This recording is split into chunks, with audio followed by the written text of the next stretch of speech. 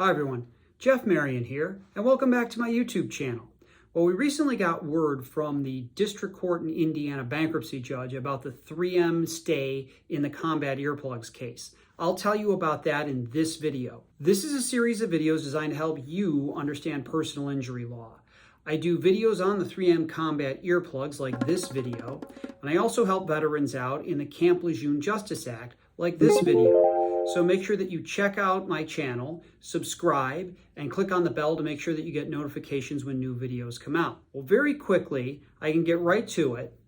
On Friday, August 26, 2022, the bankruptcy court issued its decision in the motion by 3M to get a stay in Aero Technologies bankruptcy proceeding.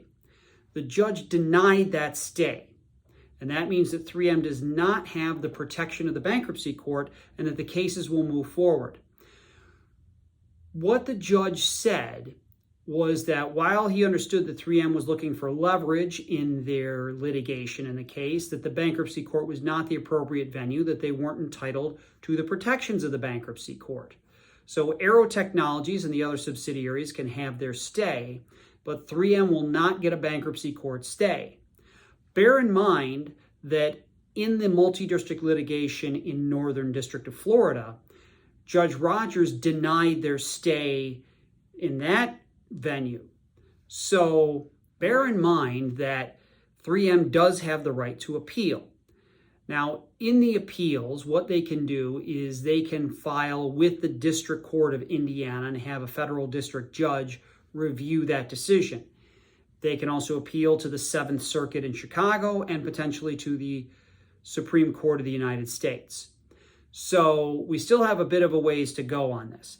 In the interim, they can ask for a temporary stay in the litigation while the matter is being decided by the appellate courts. You may have heard about bankruptcy appeals panels, which some circuits of the district courts in the United States do have.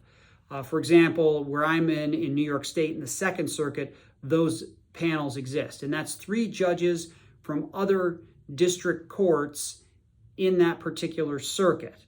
So if you were talking about the 7th Circuit, it could be judges from Illinois or Indiana for that matter. Now, they don't have that in the 7th Circuit, so the case will likely be heard by a federal district court judge. There is 14 days to appeal, so 3M is likely to look at their options, probably wait till the last minute, and probably file their appeal on day 13. So we're not out of the woods yet in terms of them definitely not being granted a stay and everything definitely moving forward. Trying a new thing. Somebody in the comments section had mentioned the needed to improve the lighting. I did bust out my ring light finally that I bought a while ago, so I hope that the lighting has changed. You can leave your comments about that in the comment section below, or if you have any questions about this litigation. So 3M does not get the stay in the litigation in Florida, and those cases will start to move forward. Now, whether there will be a 4th wave that's going to be issued or whether we're going to continue on with the cases that were ready for trial and ready to go remains to be seen. So that's another thing to watch out for, is whether Judge Rogers starts a 4th wave or whether we try to at least get the 1st wave cases done and start to move the 2nd and 3rd wave cases along. So that's where we're at. So right now, you still, if you do have a case, still have the opportunity to have it heard by a jury than instead of bankruptcy court. So, as I mentioned, I am taking referrals on the Camp Lejeune Justice Act. So if you have a relative who has suffered from cancer, Parkinson's disease, or various other illnesses and was on Camp Lejeune for 30 days between 1953 and 1987, that person is eligible to file suit.